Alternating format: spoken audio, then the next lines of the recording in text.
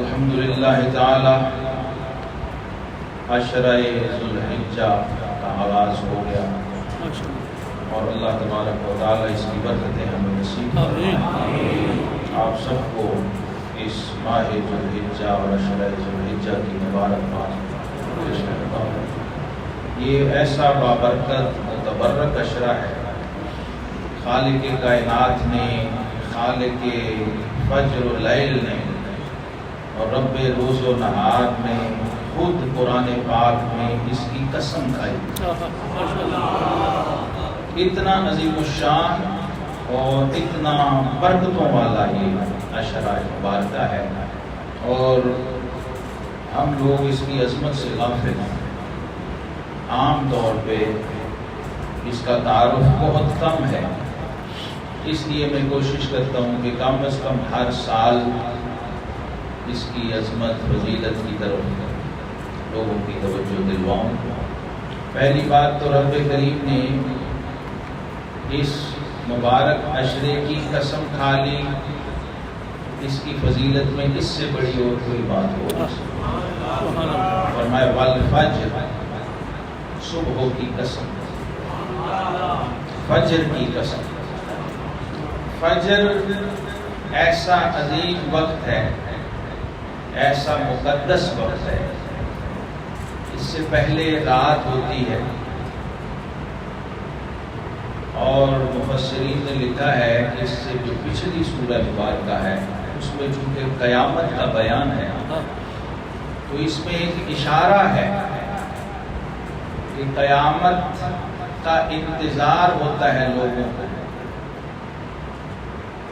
دنیا میں آتے ہیں، فوت ہو جاتے ہیں، نسلیں صدیاں قرنیں گزر جاتی ہیں قیامت کا انتظار کرتے ہوئے۔ تو رات جو ہوتی ہے یہ انتظار کا اشارہ اور استعارہ ہوتی ہے کہ کب رات ختم ہو اور صبح کا آغاز ہو تو لوگوں کی زندگی دوبارہ اپنی روٹین میں آئے، اندھیرا ختم ہو اور روشنی آئے، انتظار ختم ہو اور منزل نصیب ہو۔ تو فرماتے ہیں کہ اشارہ اس میں یہ بھی ہے کہ قیامت کا انتظار مدتوں لوگوں کو رہتا ہے اور پھر اللہ کے حکم سے وہ اپنے مقرر وقت پہ آئے گی۔ اسی طرح سے ساری رات لوگ صبح کا انتظار کرتے ہیں، دن کا اجالا ہو تو ہم اپنی زندگی کا آغاز کریں، اپنے روزگار کا آغاز کریں، اپنے مقاصد کی طرف نکلیں، جو بھی کسی کا کام ہے، روزگار ہے، معاش ہے، اس کی طرف جائے تو وہ صبح پہ موقوف ہوتا ہے۔ اس لیے رب کریم نے اس فجر کی عظمت کا اشارہ فرمایا فجر اتنا عظیم وقت ہے کہ خود اس کا پیدا کرنے والا بھی اس کی قسم کھاتا، فجر کی قسم۔ اور پھر یہاں چونکہ الف لام والی فجر ہے، والفجر جو ہے یہ الف لام جب آ جاتا ہے کسی لفظ کے اوپر تو یہ اس کو معرفہ بنا دیتا ہے، عام کو خاص کر دیتا ہے۔ عربی میں عام چیز ہو تو لیل کہتے ہیں، ہر رات، اور اگر واللیل کہیں تو پھر خاص رات۔ الف لام لگ گیا نا، یہ گرامیٹیکل مسئلہ ہے۔ عربی کی جو قواعد، ضوابط، زبان و بیان کے جو اصول ہیں اس میں الف لام عام کو خاص کرتا ہے، یہ یاد رکھیں۔ جب بھی کہیں الف لام آ جائے تو اس کا مطلب ہے اب عام بات نہیں ہو رہی، خاص بات ہو رہی، خاص۔ تو یہاں چونکہ الف لام موجود ہے اس لیے اس کا مطلب ہے کہ یہ عام فجر نہیں ہے، یہ خاص فجر ہے، یہ مخصوص فجر ہے۔ تو اس کو جب تلاش کیا وہ کون سی فجر ہے تو آقا کریم علیہ السلام نے فرمایا وہ 10 ذوالحجہ کی فجر ہے، یوم النحر، عید الاضحیٰ، قربانی کا دن، جس دن قربانی کی جاتی ہے۔ حاجی مینا کے اندر جانور ذبح کرتے ہیں اور اس کے بعد ان کی تقلید میں، ان کی مشابہت میں باقی روئے زمین پر عالم اسلام میں مسلمان قربانی کرتے ہیں۔ قربانی کا دن ہے یوم النحر، نحر قربانی کو کہتے ہیں، 10 ذوالحجہ کا دن، اور اس کے ساتھ 10 راتوں کی قسم کھائی، ایک صبح اور 10 راتیں، والفجر ولیال عشر، ایک صبح کی قسم ہے اور 10 راتوں کی قسم ہے۔ یہ بھی ہمارے آقا امام الانبیاء والمرسلین صلی اللہ تعالی علیہ وسلم نے فرما دیا کہ وہ 10 راتیں اسی عشرہ ذوالحجہ کی 10 راتیں، یعنی اس فجر کے ہونے سے پہلے یکم سے لے کر 10 تک، چاند نظر آنے کے بعد سے عید الاضحیٰ تک ہر رات وہ ہے جس کی اللہ نے قسم کھائی۔ ولیال عشر والشفع والوتر، پھر فرمایا طاق کی قسم اور جفت کی قسم۔ تو قرآن یاد رکھیے یہ غور و فکر، تدبر، تذکر، علم اور حکمت کی دعوت دیتا ہے، اور انہی لوگوں سے بات کرتا ہے، انہی لوگوں سے خطاب کرتا ہے جن کے پاس یہ صلاحیت ہو، یہ اہلیت ہو۔ اس کے بغیر آپ دیکھیں لوگ قرآن پڑھتے رہتے ہیں، بھی حرف 10 نیکیاں اور برکتیں سمیٹتے رہتے ہیں، لیکن قرآن کا اصل مقصد انہیں نصیب نہیں ہوتا۔ اس لیے بار بار قرآن کہتا ہے افلا یتدبرون القرآن، کیا یہ قرآن پہ غور نہیں کرتے؟ ام علی قلوبہم اقفالھا، کیا ان کے دلوں پر تالے پڑے؟ اور یہ جگہ جگہ ہے، افلا یتدبرون افلا یتفکرون۔ یہاں دیکھیں کہ یہ بظاہر کتنی سادہ بات ہے، لیکن آپ کبھی اس کو جا کے سمجھنے کی کوشش کریں۔ والشفع والوتر 2 لفظ ہیں، جفت کی قسم اور طاق کی قسم۔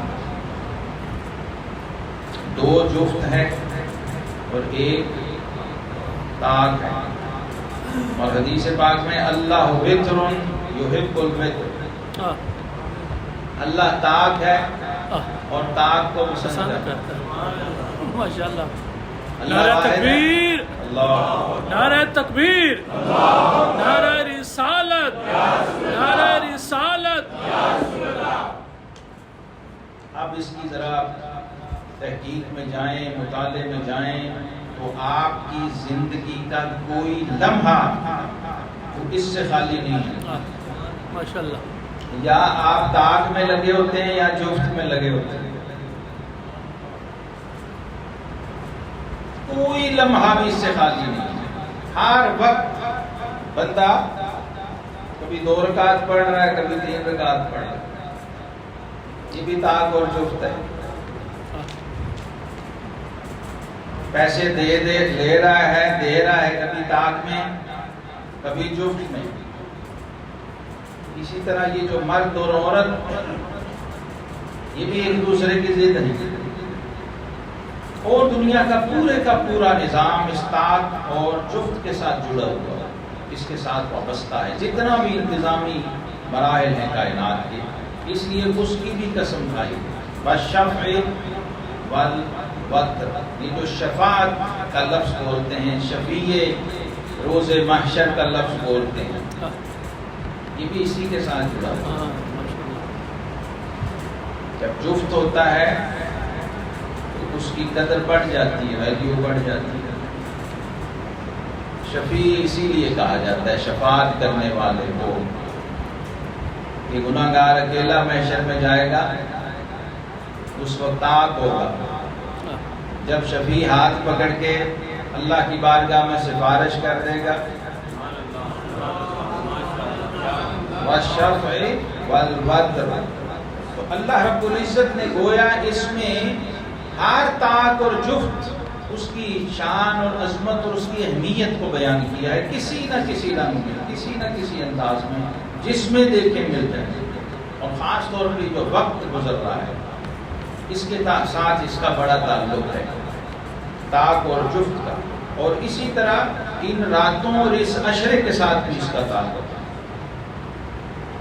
فجر طاق ہے اور راتیں جفت ہیں. فجر 1 اور راتیں 10. والشفع والوتر، یہ بھی اس کی مناسبت اپنی پچھلی آیات کے ساتھ بھی ہے. تو یہ وہ فجر ہے جس کے بارے میں آقا کریم علیہ السلام نے ارشاد فرمایا تھا.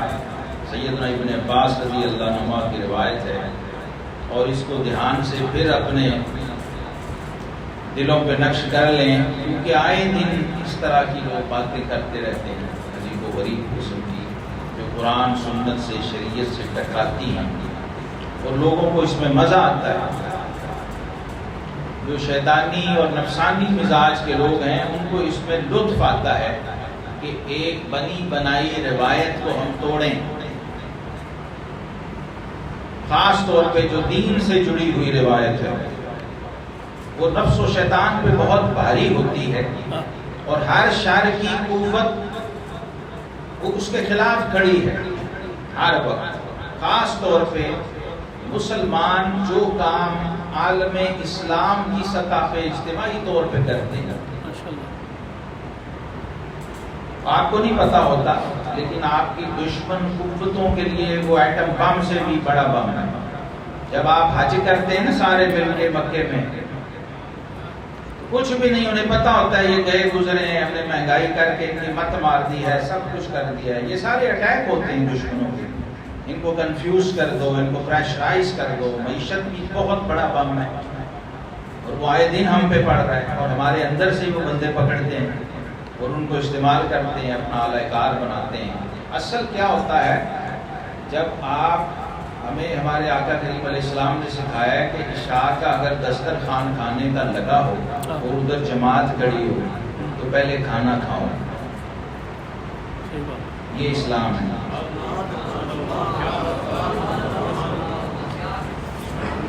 فرمایا اذا حضرت العشاء والعشاء فابدؤوا بالعشاء. عین پہ زیر ہو تو نماز ہے، عین پہ زبر ہو تو کھانا ہے. ڈنر، رات کا کھانا، دوپہر کے کھانے کو عشاء نہیں کہتے. یہ عربی زبان کی وسعت ہے. تو کھانا کھانا، یہ ہے اسلام، یہ ہے دین. کہ کنسنٹریٹ کرو، کھانا کھا کے پھر پورے خشوع و خضوع سے نماز پڑھو. بھاگ دوڑ میں نہ ہو کہ اچھا پہلے میں نبیڑ کے پھر کھانا. وہ نماز نہیں ہوگی، وہ عبادت نہیں ہوگی، وہ ایک فارمیلٹی ہوگی، ایک رسم ہوگی. اسی لیے بھی ہم یہ جو اس وقت انتشار ہے اس وجہ سے بھی ہے کہ ہماری بنیادوں کو لوگ متزلزل کرتے ہیں، ٹریک کرتے ہیں، نظام کو ہلاتے ہیں. بندہ ذہنی طور پہ پریشان ہوگا تو عبادت نہیں کر سکتا، معاشی طور پہ پریشان ہوگا تو خشوع و خضوع سے عبادت، دھیان لگا کے کنسنٹریشن کے ساتھ عبادت نہیں کر سکتا. تو یہ بھی دشمن کے حملے ہیں. لیکن یہ دیکھیں جب آپ حج کرتے ہیں ایسے حالات میں بھی اجتماعی طور پہ وہ دشمنوں پہ بہت گرم ہو جاتا ہے. آپ جب رمضان شریف پوری دنیا میں روزے کی، سحری کی، افطاری کی، تراویح کی شکل میں اجتماعی طور پہ آپ اس کا اہتمام کر رہے ہوتے ہیں، کیونکہ کسی دنیا کی ماڈرن ترین قوت کے پاس یہ کرنا تو دور کی بات ہے، اس کا کانسیپٹ بھی نہیں ہے. بڑے سے بڑا چاند پہ ستاروں پہ کمند ڈالنے والا وہ اس کا تصور نہیں کر سکتا کہ میں 25 لاکھ 50 لاکھ لوگوں کو ایک جگہ، ایک شہر، ایک علاقے میں اکٹھا کر دوں ایک دن. اس کا تصور نہیں. ماہ رمضان میں بھی اسی طرح. اور تیسری چیز ہے یہ قربانی. یہ جو اجتماعی سطح پہ قربانی ہو رہی ہے، اتنی مہنگائی میں بندہ خود اپنی جیب سے پیسے خرچ رہا ہے اور فی سبیل اللہ فری وہ گوشت دوسروں میں بانٹ رہا ہے اور ڈھونڈ رہا ہے اور سوچ رہا ہے کہ چلو یار میں نے تو کھاتا ہی رہتا ہوں، یہ والا جو میرا تیسرا ہے اس میں سے بھی اس کو دے دوں، وہ ساتھ والے کو دے دوں، مسائے کو دے دوں، رشتہ دار کو دے دوں. خود اپنا پیٹرول خرچ کے کسی کے گھر گوشت دینے جا رہا ہے. یہ محمد عربی صلی اللہ علیہ وسلم کی رحمت کا فیضان. آج بھی 2022 میں بھی مصطفیٰ کریم علیہ السلام کو امتی اگر یہ کرے گا تو یہودی کو، نصارہ کو اور مودی کے پیروکاروں کو، بی جے پی کو کیسے یہ گوارا ہوگا؟ کیا بات ہے. ہم ان کی جڑیں ہلا رہے ہیں اور یہ اپنی جڑ کے ساتھ جڑے ہوئے ہیں. یہ وہ عظیم. اس لیے آقا کریم علیہ السلام نے فرمایا ما من ایام العمل الصالح فیہا احب الی اللہ عز وجل من هذه الايام.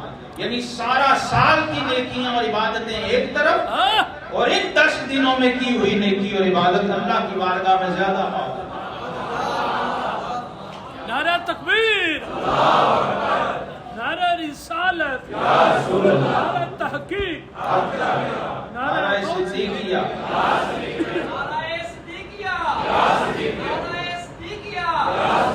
یعنی ایام العشر پھر دوہرا کے بتایا لوگوں یہ والے 10 دن میں کہہ رہا ہوں. عشر ذو الحجہ کے 10 دن اور 10 راتیں اتنی قیمتی ہیں. 3 الفاظ 3 حدیثوں میں الگ سے آئے. ما من ایام اعظم عند اللہ، ما من ایام احب الی اللہ، اور ما من ایام افضل الی اللہ. نہ ان سے محبوب کوئی دن ہے، نہ ان سے عظیم کوئی دن ہے، نہ ان سے افضل کوئی دن ہے. محبوب ترین دن ہے تو شیطان کو چبھے گا نہیں کہ یہ بیچارہ کہاں سے یہ قربانی کے لیے پیسے اکٹھے کر رہا ہے. قربانی بکرے کی نہیں کر پا رہا تو گائے بھی سر ڈالی جا رہا ہے کہ کہیں کسی طرح میرا نام آ جائے اس لسٹ میں جو رب جلیل کے خلیل علیہ السلام کی سنت کو ادا کرنے والا ہے اور جس کے اندر قربانی کی رمق اس گئے گزرے دور میں بھی باقی بچی ہوئی ہے، جہاں لوگ ایک دوسرے کو کاٹنے اور لوٹنے میں لگے ہوئے ہیں. دنیا کی بڑی بڑی طاقتیں درندے اور خونخوار بنے ہوئے ہیں اور اربوں اور کھربوں جن کے محلات، جن کے بنگلے، جن کے بینک بیلنس سوئس بینکوں میں پڑے ہوئے ہیں اور انہیں پتہ نہیں وہ کتنے ہیں. حامان اور قارون کے ریکارڈ توڑے ہوئے ہیں، پھر بھی خون چوس رہے ہیں غریب آدمی کا اور تسلی نہیں ہے. حوث ختم نہیں ہو رہی، کیونکہ کوزہ چشمے حریصاں پر نہ چھت، پیٹ اس کا یہاں حلق تک بھی فل ہو گیا ہو تو آنکھ کی ہرس بھرتی نہیں۔ جو حریص لوگ ہوتے ہیں مال کے، آقا کریم علیہ السلام نے فرمایا تھا اس حرص کو یہ دنیا کے کھانے اور غذائیں نہیں بھر سکتی، یہ قبر کی مٹی سے جا کے یہ پیٹ بھریں گے۔ انہیں تسلی نہیں ہوتی لوگوں کو لوٹ لوٹ کے کھا کھا کے، پھر جو کمرشلزم کے اور سرمایہ کارانہ نظام کے پجاری بنے ہوئے ہیں، وہ کیسے یہ دوبارہ کریں گی؟ وہ طاقتیں، وہ دشمن، وہ کفار، وہ یہود و نصارہ، اس کا تصور نہیں کر سکتے ہیں کہ آپ ان دنوں کے اندر بھی وہ اس گئے گزرے دور میں بھی محمد مصطفیٰ صلی اللہ علیہ وسلم کی رحمت کا لنگر لوٹ رہے ہو، اور ہزاروں سال بعد اللہ کے خلیل کی سنت کو زندہ کر رہے ہو۔ اس کو بھی رب کریم نے قرآن میں بطور حجت پیش کیا ہے۔ دعویٰ تینوں مذاہب کا ہے، ہم ابراہیمی ہیں۔ یہودیوں کا دعویٰ ہے ہم سب سے زیادہ ہم ابراہیمی ہیں، سب سے زیادہ ہمارا ابراہیم علیہ السلام سے کلوز تعلق ہے، ہم ان کی اولاد ہیں بنی اسرائیل کا۔ اس کے بعد نصارہ کا کلیم ہے ہم ابراہیمی ہیں، اور تیسرے نمبر پر مسلمانوں کا، امت مسلمہ کا، محمد مصطفیٰ صلی اللہ علیہ وسلم کی امت کا کلیم ہے کہ ہم ابراہیمی ہیں۔ تو رب کریم نے اس کو حجت پیش کیا ہے کہ محبوب ان سے پوچھو کہ اگر تم ابراہیمی ہو تو قبلہ ابراہیمی کے بدلنے پہ اعتراض کیوں کر رہے ہو؟ تمہیں تو خوش ہونا چاہیے، چبھتا کیوں ہے تمہیں؟ کیا بات، کیا بات، ماشاءاللہ۔ اس کو سند و حجت بنایا کہ ابراہیمی وہ ہوگا جس کا قبلہ ابراہیمی ہو، ابراہیمی وہ ہوگا جس کی سنت ابراہیمی اور قربانی کی شکل میں ادا کر رہا ہو، ابراہیمی وہ ہوگا جو ملت ابراہیمی ہو، اور ابراہیمی وہ ہوگا جس کا درود بھی درود ابراہیمی ہو۔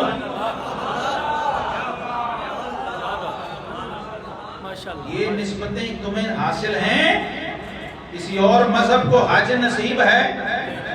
یہ مناسک حج، دن میں 5 بار ہم ہر نماز میں قبلہ ابراہیمی کی طرف رخ کریں،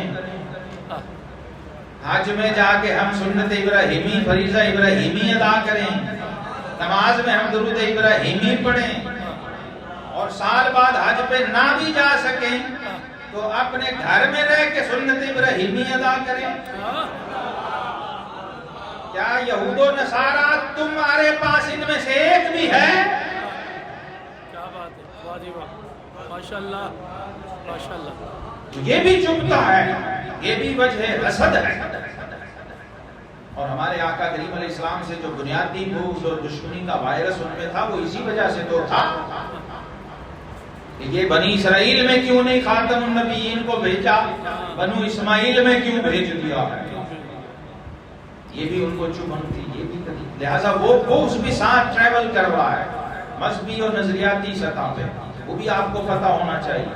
کوئی آپ کو للکار کے یا آواز دے کے یہ نہیں کہے گا آج کے ماڈرن دور میں لوگوں کو جو تورات پہ ایمان رکھتے ہیں انہیں تورات کی خبر نہیں ہے، ان کے پاس تورات نہیں ہے، جو بائبل اور انجیل پہ رکھتے ہیں ان کے پاس اصل بائبل اور انجیل نہیں ہے، تعلیمات کہاں ہوں گی، خبر کہاں ہوگی؟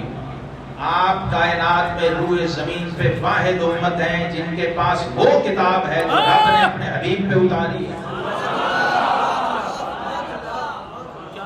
الحمد سے والناس تک ایک ایک حرف ہمارے رب کا اتارا ہوا ہے، جبریل لے کر آئے ہیں اور اللہ کے حبیب کے قلب پہ اتارا، علم نشرہ کے سینے پہ اتارا۔ یہ کم شرف و اعزاز ہے؟ سبحان اللہ، یہ چھوٹی سی نعمت ہے؟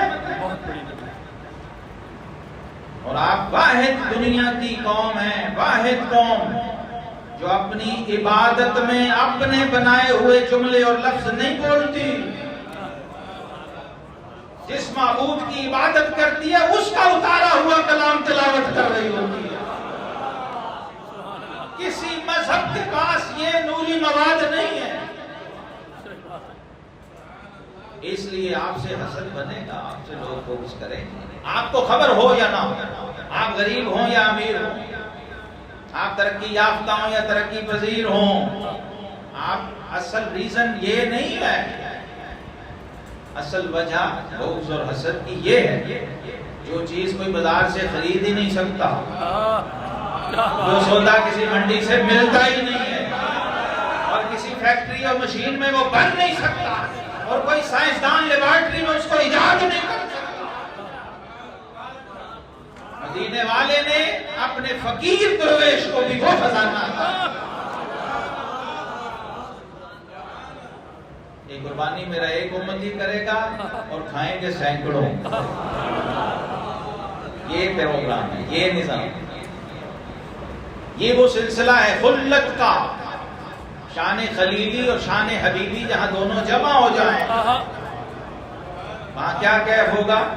تو صحابہ حیران ہو گئے، انہوں نے کہا وَلَلْ جِہَادُ فِي سَبِيلِ اللَّهِ، حضور کیا اللہ کی راہ میں جہاد بھی ان دنوں میں اس سے افضل نہیں؟ تو فرمایا وَلَلْ جِہَادُ فِي سَبِيلِ اللَّهِ، یہ دن اتنے قیمتی ہیں، إِلَّا رَجُلٌ خَرَجَ بِنَفْسِهِ وَمَالِهِ ثُمَّ لَمْ يَرْجِ مِنْ ذَلِكَ بِشَيْءٍ، یہ اتنے قیمتی 10 دن اور 10 راتیں، اس کی ایک ایک گھڑی، ایک ایک لمحہ اتنا قیمتی ہے کہ اس میں جو بھی نیکی چھوٹی یا بڑی، جو بھی ذکر، جو بھی فکر، جو بھی عبادت بندہ کر رہا ہے وہ پورے سال کی ہر عبادت سے افضل ہے۔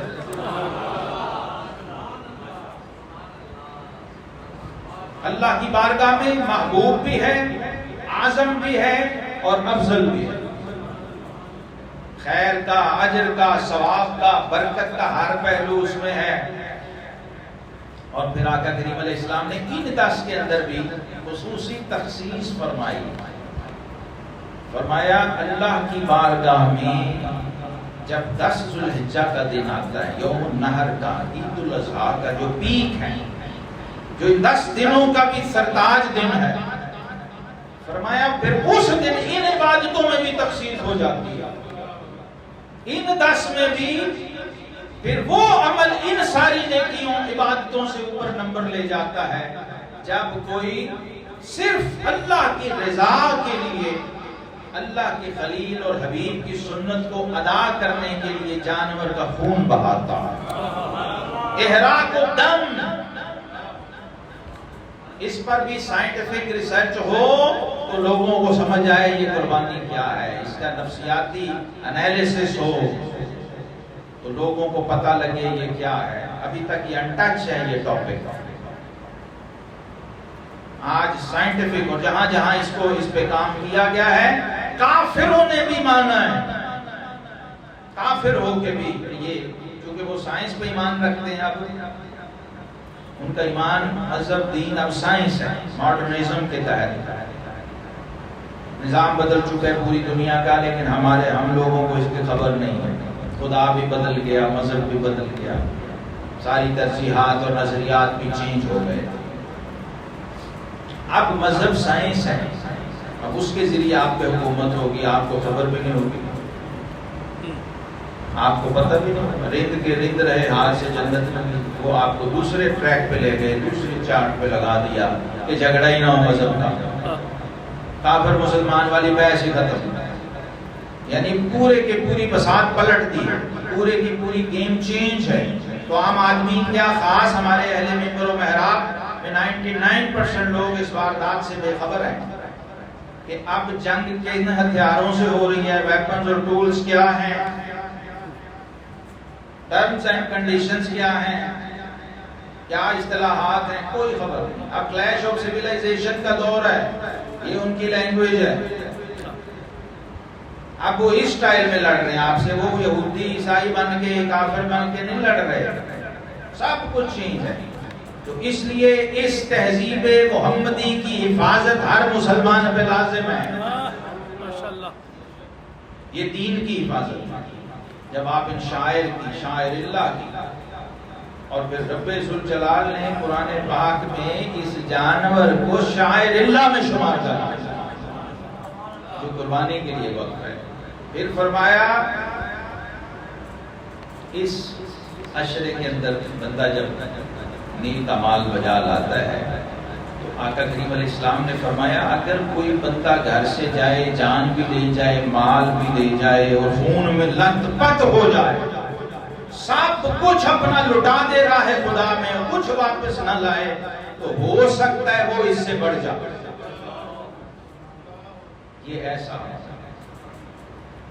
اسی طرح فرمایا افضل ایام الدنیا العشر، دنیا کے کل ایام جتنے بھی ہیں ان میں سب سے افضل دن یہ عشرہ ذو الحجہ کے دن ہیں، اور اللہ کی بارگاہ میں ان سے بڑھ کے کوئی دن نہیں، لہذا ان میں عبادت کرو، اللہ کی بندگی بجا لاؤ، کثرت ذکر، خاص طور پہ اللہ اکبر، اللہ اکبر، لا الہ الا اللہ واللہ اکبر، اللہ اکبر وللہ الحمد، یہ کثرت ہے، تسبیح کی، تکبیر کی، تحلیل کی، تحمید کی، سبحان اللہ والحمد للہ ولا الہ الا اللہ واللہ اکبر، یہ اذکار میں ہے، یعنی اپنی زبان کو اس میں مشغول رکھو بجائے ادھر ادھر کی باتیں کرنے کے۔ اور بازار میں نکلو تو چوتھا کلمہ تمہارا ورد زبان ہو۔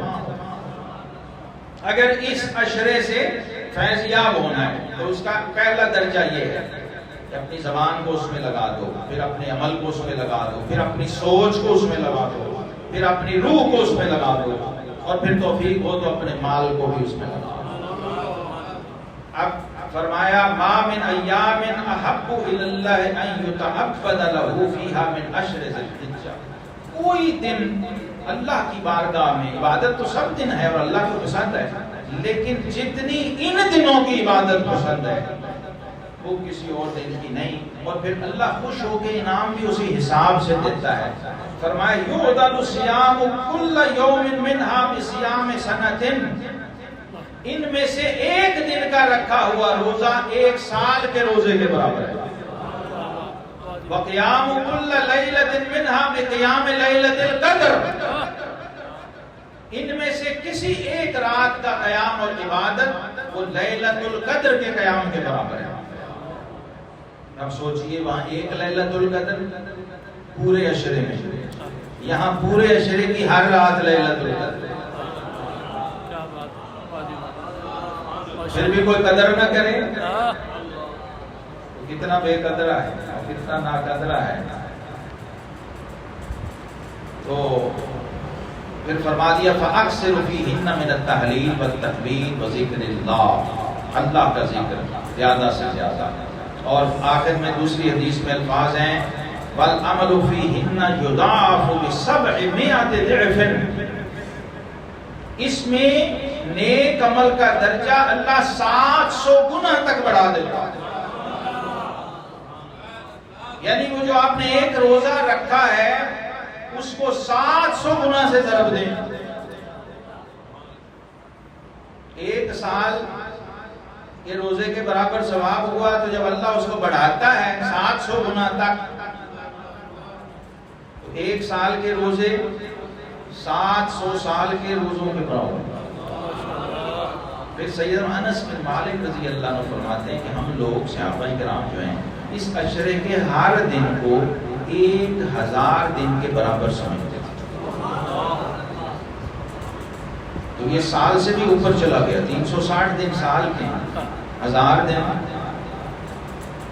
سوچیں کتنے سال بنے گے، 1000 دن 3 سال سے بھی اوپر۔ تو یہاں فرمایا یوم عرفہ عشرۃ آلاف یوم، عام دن جو ہیں وہ 1000 کے برابر، اور جو یوم عرفہ ہے 9 ذی الحجہ کا دن وہ 10,000 دن کے برابر۔ اور پھر یوم عرفہ کا جو روزہ ہے اس کے بارے میں آقا کریم علیہ الصلوۃ والسلام نے فرمایا عام دن میں تو 1 سال کے برابر ہے روزہ، لیکن فرمایا جو شخص 9 ذی الحجہ کا روزہ رکھے، حاجی نہ ہو، عرفات میں نہ ہو، غیر حاجی ہو، جہاں بھی عالم اسلام میں اس کا گھر ہے، ملک ہے، وطن ہے، وہاں ہو، اور وہ یوم عرفہ کا 9 ذی الحجہ کا روزہ رکھے، تو فرمایا مجھے میرے رب سے یہ امید ہے کہ اللہ اس کے 1 سال پچھلے گناہ معاف فرما دے اور 1 سال آنے والے کے بھی گناہ معاف، یعنی جو ابھی اس نے کرنے ہیں وہ پیشگی ایڈوانس معاف ہو رہے ہیں. یہ اتنا عظیم اشرا ہے. اس لیے تابعین کہتے ہیں کہ ہم نے دیکھا ام المومنین عائشہ صدیقہ رضی اللہ عنہ روزہ رکھا ہوا تھا، عرفہ تھا اور گرمی سے برا حال تھا. وہ اس وہاں کی گرمی، نہ پنکھا نہ اے سی، صحرائے عرب کی گرمی آج بھی چھکے چھڑا دیتی ہے لوگوں کی. تو مومنوں کی ماں نے روزہ رکھا ہوا ہے. صدیقہ بنت صدیق رضی اللہ تعالیٰ عنہما نے 9 عرفہ کا، اور تابعین اور لوگ آ کے کہہ رہے ہیں، خواتین کہہ رہی ہیں کہ اے مومنوں کی ماں، ٹھنڈا پانی ڈال رہے ہیں اوپر گرمی سے، تو آپ روزہ توڑ کیوں نہیں لیتی اتنی گرمی میں؟ تو فرمایا تمہیں پتہ نہیں، میرے آقا کریم علیہ السلام نے اس روزے کے بارے میں فرمایا ہے کہ جو یہ روزہ رکھے اس کے 1 سال پچھلے گناہ بھی مٹ جاتے ہیں اور 1 سال آئندہ کے بھی مٹ جاتے ہیں. تو مجھے تو پتہ نہیں کہ 1 سال آئندہ مجھے ملنا ہے یا نہیں ملنا، تو میں روزہ کیوں نہ. یہ ایسا قیمتی روزہ ہے. اللہ تبارک و تعالی ہمیں اس عشرے کی برکت نصیب فرمائے اور ان کی قدر کی توفیق عطا فرمائے.